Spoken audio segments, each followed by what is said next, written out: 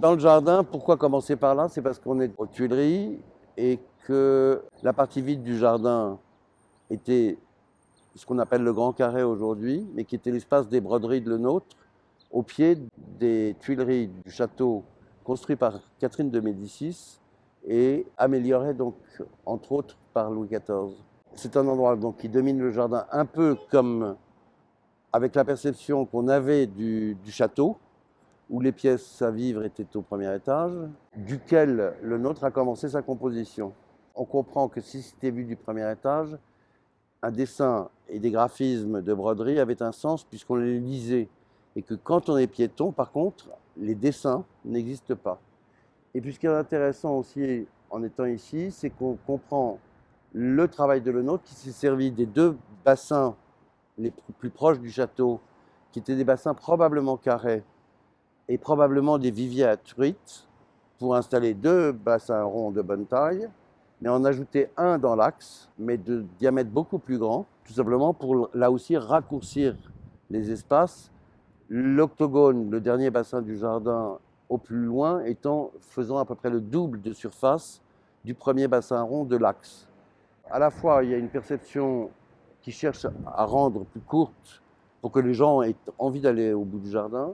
C'est le seul exemple de jardin où il fait des terrasses et où on puisse dominer de la fin du jardin des objets, d'où la présence là aussi de broderies à nouveau, mais qui sont faites pour être lues des terrasses et non pas, une fois de plus, d'une façon piétonne.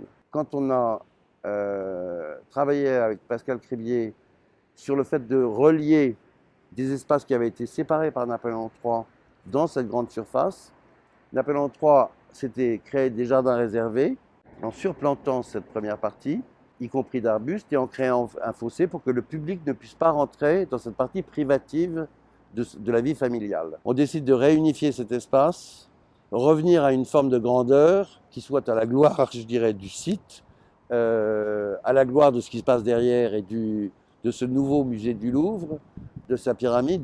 Dans les autres choses qui ont permis cette perception, ça a été pour retrouver un différentiel de niveau entre les endroits de vue et le jardin lui-même, c'est de créer la terrasse. Et pour créer la terrasse, qui avait un sens puisqu'un tunnel de passage a été construit, ça a été de descendre en fait les niveaux du jardin. Et ce qui est intéressant, c'est que sur le côté sud du jardin, on voit encore l'altimétrie ancienne du jardin. Il y a une rampe d'accès, mais qui correspond à ce que le niveau de terre était.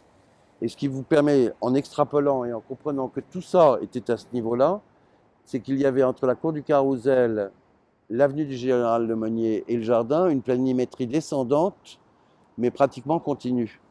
Et qu'en redescendant ici, on a permis cette cassure qui est calée sur la place des Pyramides, inventée donc, par Percier et Fontaine, et de se retrouver une unité qu'on puisse lire d'un point un peu plus haut. Et l'autre chose qui nous a été importante, c'était de rendre ce jardin plus jardin et plus vert. Et on a diminué toutes les surfaces d'allées.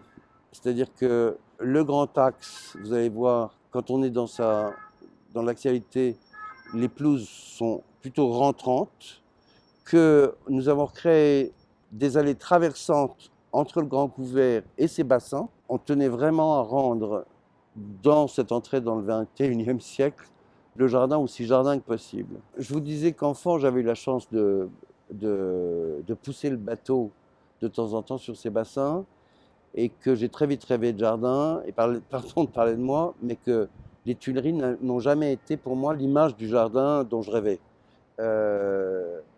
Probablement qu'à l'époque, là aussi, le côté ultra structuré de cet endroit me faisait plutôt peur. C'est globalement la façon dont beaucoup de gens perçoivent le jardin formel qu'on trouve trop rigoureux, mais le nôtre est devenu, grâce au travail dans lequel j'ai été entraîné par Pascal Cribier et avec François Roubaud ici, me faire comprendre à quel point cet homme de jardin a été absolument exceptionnel et unique dans l'histoire des jardins dans le monde et dans le cours de l'histoire.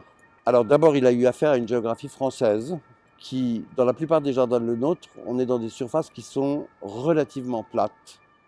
Versailles domine le parc, mais le parc, même s'il est en légère pente, ce n'est pas une géographie à l'italienne. Je simplifierai en fait l'histoire des jardins en une phase longue de jardins formels et orthogonaux liés à des questions d'irrigation, à des questions de perception. Mais en tout cas, dans l'histoire du jardin en France, le jardin formel est clos jusqu'à le nôtre et il commence à l'ouvrir sur le paysage. Dans l'histoire de ce jardin dit formel, c'est la première personne à faire interférer l'au-delà. L'ouverture sur la campagne a déterminé les Champs-Élysées que nous voyons. Mais au-delà de ça, cette ligne se poursuit jusqu'à la forêt de Saint-Germain, où le plus grand carrefour de la forêt est un point qui repart vers le château de Saint-Germain, qui était aussi une demeure royale. Et ce qui veut dire que le nôtre avait une lecture à la fois de liaison, enfin a eu une notion de territoire en liant les propriétés royales entre elles dans sa tête, puisque ça n'est pas lisible. Il y a eu un grand acte aussi, à mon sens, dans tous les jardins royaux, et il n'agit pas de la même façon ni à Vaux-le-Vicomte, ni dans d'autres endroits qui ne sont plus royaux, mais il introduit très souvent des triangulations, ce qui est le cas des 3 bassins ici. On a un triangle qui est tout simplement un rappel de la Sainte Trinité, un rappel du droit divin d'un roi Louis XIV qui arrive en France après la Fronde et après une période où effectivement on se dit qui dirige et il répète je dirige parce que je suis là par la grâce de Dieu.